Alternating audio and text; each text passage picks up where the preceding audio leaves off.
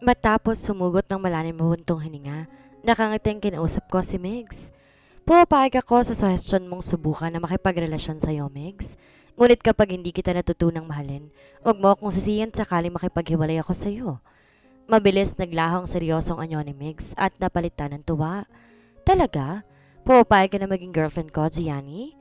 Tila nanalo sa loto na iyak niya. Subukan natin kung mag-work ba ang relationship natin. Sa labis na tuwa napatayo si Meg sa kinaupuan niya at tiyakap ako na mahigpit. Thank you, Gianni. Thank you so much for giving me a chance na mahalin ka. At ipinapangako ko matututunan mo akong mahalin habang may relasyon tayo. I will work hard to make you fall in love with me completely. Masayang pangako niya sa akin habang yakap ako na mahigpit. Wow, parang pelikula. Isang babaeng may asawa na huli ng kanyang asawa, sinasagot ng kanyang manliligaw. Bigla ako napakala sa pagkakayakap ni Migs nang marinig ko ang boses niyo ni Bettina mula sa aking likuran. Nang lingunin ko siya, tila tinulos ako sa aking kinatatayuan na makita kong kasama niya si Zach at si Pau. They look like a perfect family together.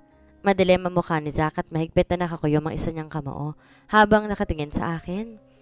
Kung tila tinulos ako sa aking kinatatayuan na makita ko si Zach, napatingin naman si Migs na makitang lalaki. Di naman niya kasi alam na asawa ko si Zach. Good afternoon po, Sir Zach. Bati ni Migs kay Zach. Hindi nawawala ang ngiti sa kanyang mga labi kahit na seryoso naman ang taong binati niya. Hindi po namin alam na nandito ka kasamang asawa mo kaya hindi kita nilapitan at nabati. I like this young boy. Napakagalang. Malawak ang pagkakangiti ni Bettina nang marinig ang sinabi ni Migs. Magkakilala pala kayo ni Zach? Ipinakilala po siya ni Gianni nung birthday ko. Mabilis na sagot ni Migs. Tila natuwa ito na makita si Zach at ang iniisip niyang asawa nito. Anong oras ka uwi sa bahay? Madilim ang mukhang tanong ni Zach sa akin. Hindi nito pinansin si Migs. Nasa malas, walang kaalam-alam sa nangyayari. Depende kung anong oras ako ihahatid ni Migs. Sagot ko naman sa kanya. Kinawit ko ang aking braso sa braso ni Migs. Di pinansin ang paggalaw ng Adam's apple nito sa ng pinipigilang galit. Teka, galit pa siya sa akin? At bakit naman? Wala naman siyang karapatang magalit sa akin dahil sinusunod ko naman nakasulat sa kontrata namin. Wala si Lolo kaya malaya akong gawin kung ano man ang gusto ko. Siya nga nakipag-date kay Bettina at Pao na parang isa lang silang masayang pamilya. Tapos ako hindi niya hayaang makipag-date sa ibang lalaki? Hindi naman tama yun. Napaka-unfair naman niya. Huwag kang mag-alala, Sir Zach. Ihahatid ko po si Gianni pagkatapos namin kumain. Hindi ko sisirain ang tiwalang binigay niya sa akin. Matapang ang loob na sagot ni Migs. Lalong dumilim ang mukha ni Zach na tila hindi nagustuhan ang sinabi ni Migs. Nilapitan niya ako, tinila patayo sa upuan. Let's go, Gianni. Ako na maghahatid sa iyo sa bahay dahil may kailangan tayong pag-usapan. Mariin ang boses na kausap sa akin ni Zach. Hayaan mo na si Gianni, Zach.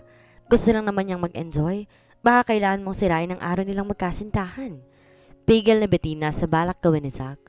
Kunwari concerned siya sa akin pero alam ko naman na gusto lang niyang masolo ng anak niya si Zach. You can go home without me, right? Hindi ko kayo maihatid ngayon ni Pao. May kailangan kaming pag-usapan ni Gianni. Mariin ang boses na kausap niya kay Bettina. Napasimangot naman ng babae. Tinapunan ako na masamang tingin.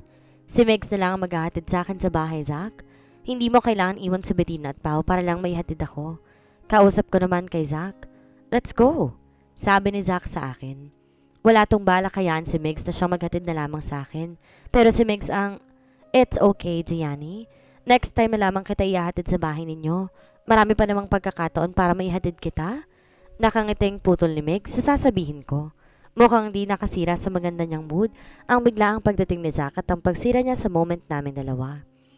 Nang akmang hihilain na ako ni Zach, mabilis kong inilis ang kamay niyang nakahawak pa rin sa braso ko. Kaya ko maglakad mag-isa. Masama ang tinging sabi ko kay Zach. Pagkatapos apologetic na tinignan ko si Migs na nakangiting tumango naman sa akin. Pagdating sa kanyang kotse, tahimik lamang ako at di ako mapo sa tabi ng driver seat kundi doon sa likuran ako na upo. Nagmukha tuloy siyang driver ko. Pagkaparada niya sa kotse, agad akong bumaba. Mabilis akong pumasok sa loob ng bahay at hindi ko siya hinintay. Ngunit naabutan niya ako sa paket pa lang ng hagdan. Inawakan niya na mahigpit ang braso ko. Hinila ako papasok sa silid namin na ngayon ay silid ko na lamang. Tinulak niya ako pahiga sa kama, kaya hindi ako nakatiis at nagreklamo ako sa kanya. Hindi mo ba ako maaaring kausapin nang hindi tinutulak sa kama? Galit na tanong ko sa kanya. Tell me, Gianni, may relasyon na ba kayo ng Migs na yon? Nagtatagi sa mga ngipin na tanong niya sa akin. Tila nag-aapoy sa galit ang mga mata niya. Kung hindi ko lang alam na may relasyon sila ni Bettina, iisipin ko nagsaselo siya kay Migs. But no, hindi ko nahahayaan pang linlangin ko ang aking sarili. Tama na sa akin na makailang ulit niya akong sinaktan. Tama ng ilang ulit na pinaasa ko ang aking sarili.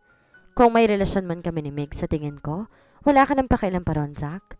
Ginampanan ko naman na mabuti ang papel ko bilang asawa mo. Hindi naman nagduda si Lolo Fidel na hindi tayo totoong mag-asawa. Kaya sa tingin ko, successful ang ginawang pagpapanggap natin. At malapit nang matapos ang contract natin, kaya dapat harapin ko naman ang aking sarili. Matapang nasagot ko sa kanya.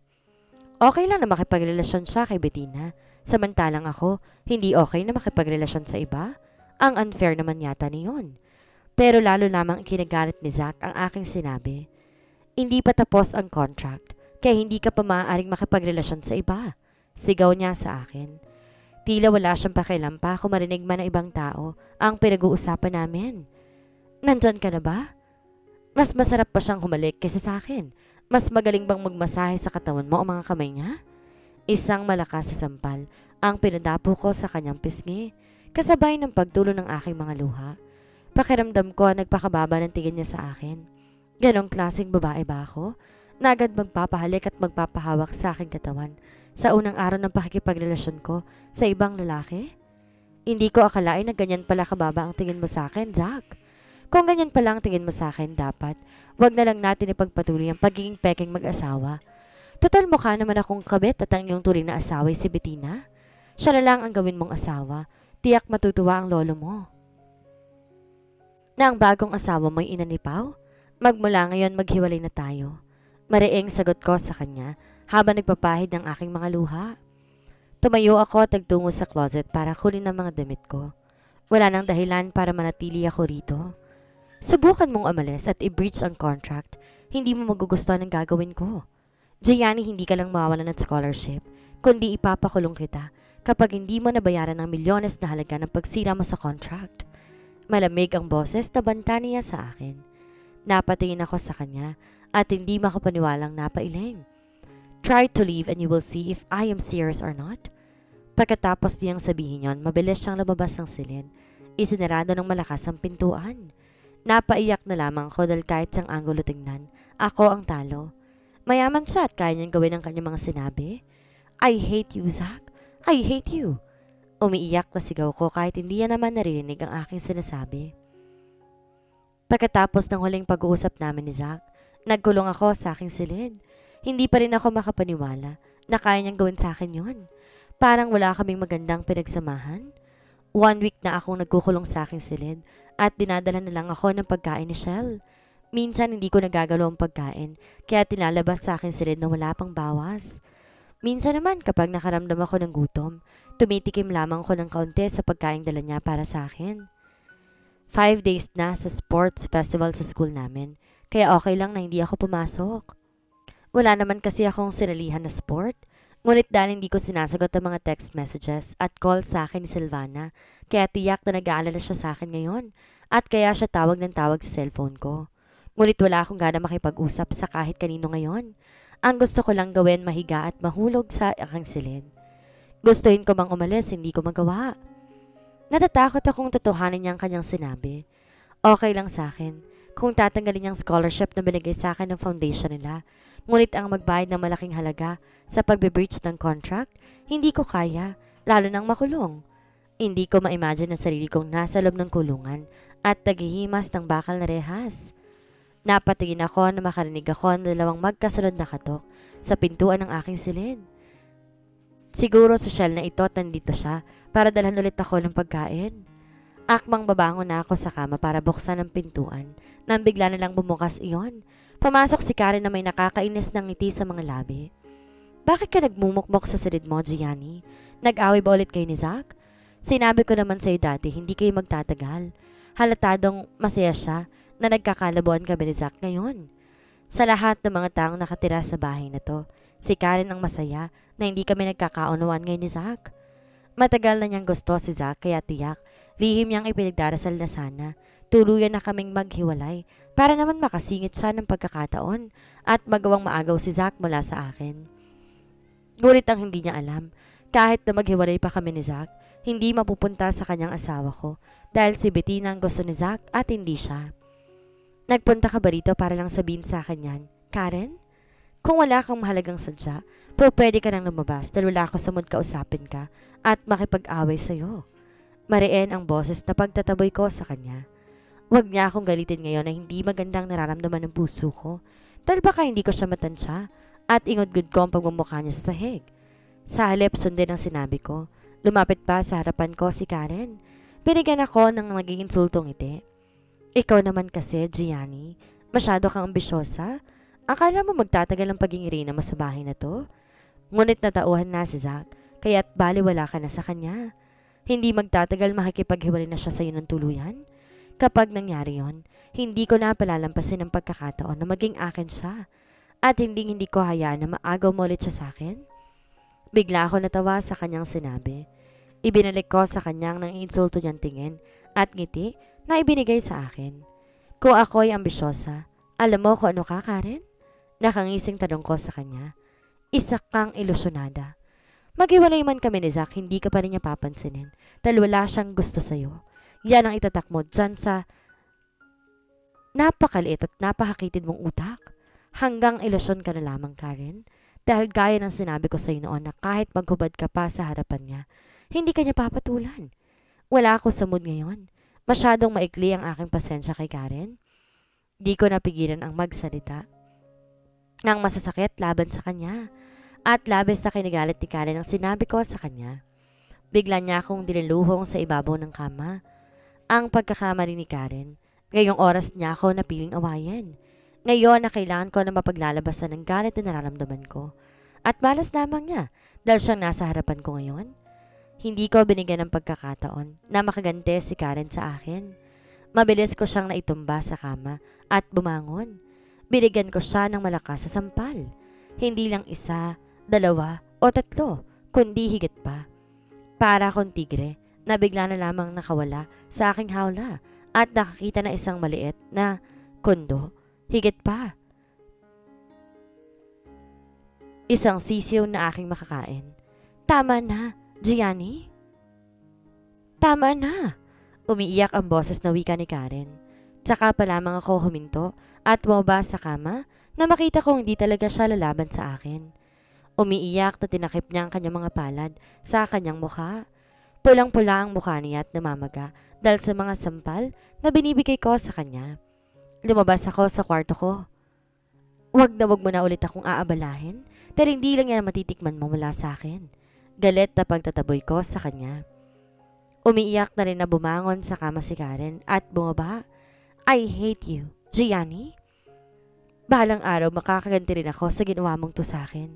Sigaw niya sa harapan ko. Gusto mo pang makatikim ulit ng sampal? Nananakot at tanong ko sa kanya. Akmang sasampalin ko ulit siya ngunit mabilis na siyang tumakbo palabas ng silid ko.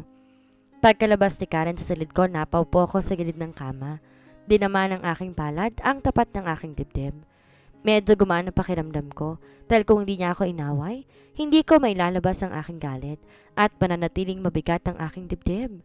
Ngunit malas niya dahil siya ang napagbuntunan ko ng aking galit kay Zack. Ilang minuto akong nanatili lang na nakaupo sa gilid ng kama at hindi kumikilos. Nang biglang nagring ang aking cellphone na naglag sa ibaba ng kama, napangiti ako na makita ko sa screen ang pangalan ng taong tumatawag sa akin. Nikki! Silvana and I are friends since first year high school. Kahit pareho silang mayaman na Silvana at ako, mahirap lamang, hindi yun naging hadlang para mabuo ang aming pagkakaibigan. Ngunit 2 years ago, nag-migrate sa ibang bansa ang pamilya ni Nikki, isa sa 2 kong matalik na kaibigan. Wala siyang choice kundi ang sumama sa family niya at magmula nang hindi pa siya nagbabakasyon sa bansa, kaya naman tuwang-tuwa ako na makita ko siya. Gianni! Nakangiting sambit ni Nikki sa pangalan ko. Tumayo siya at sinilumong ako na mahigpit na yakap. Kamusta ka na? Bakit ngayon ka lang nagbakasyon sa bansa natin? Alam na ba ni Silvana na nandito ka ngayon sa bansa? Di magkandatutong tanong ko sa kanya. Natawa na mahina si Nikki at tinasang dalawang kamay na tila ba sumusuko. Isa-isa lang ang tanong, Gianni. Mahinang kalaban. Biro niya sa akin. Muli niya akong kinabig at niyakap na mahigpit. Hindi ako tumutol dahil sobrang namiss ko siya. Si Nikki ang tagapagtanggol ko noon kapag binubuli ako ng mga mayayaman kong kaklase. Mas gwapo ka yata ngayon kaysa nung bago ka umalis. Natatawang biro ko sa kanya. Ikaw rin, Gianni. Mas maganda ka ngayon kaysa nung bago ako umalis. Ganting biro din niya sa akin. Pareho na lang kaming natawa sa aming sarili. Sa problemang kinakaharap ko ngayon sa pagitan namin ni Zach, ay ang pagdating ni Nikki ang nagbigay ng kaligayahan sa akin. Hanggang kailan ka naman dito? Magtatagal ka ba? Ngayon pa lang nalulungkot na ako sa kanyang pagbabalik sa ibang bansa. Medyo magtatagal ako ngayon kaya huwag kang mag-alala. Matagal pa tayo magkakasama. Nakangiting sagot niya sa akin. Siya nga pala, naikwento na sa akin ni Silvana mga nangyari habang wala ako at pati na rin tungkol sa fake mong husband. Pag-iiba niya ng usapan. Biglang naging seryoso rin ang kanyang anyo. Biglang naglaho ang masayang ngiti sa aking labi nang marinig ko ang sinabi niya. Naalala ko na naman kasi si Zach. Ilang araw na siyang di umuwi sa bahay at hula ko, sa bahay ni Bettina siya nakatira ngayon. Napahugot ako ng malalim buntong hininga. Bakit di nalang makipaghiwalay sa akin si Zach para naman legal na silang magsama ni Bettina bilang mag-asawa? Total hindi naman kami totoong mag-asawa at hindi naman siguro tututol ang kanyang lolo sa kanilang relasyon. Huwag mo nalang pansinin tungkol sa pagkakaroon ko ng fake husband. Baka ma-stress ka lang din. May lungko sa tinig na sabi ko sa kanya. Hinawakan ni Nikki ang mga kamay ko. Bahagyang pinisil. Bakit ko naman hindi po problemahin? Problema mo. Best friend tayo kaya ang problema mo, problema ko na rin. Siya nga pala, nagkausap na pala kayo ni Silvana pero hindi niyo man lang ako tinawagan. Nag-date muna kayo bago mapinaalam sa akin na nandito ka sa bansa natin. Kunwari nagtatampo ako sa kanya. Pero ang totoo gusto ko lang siyang biruin.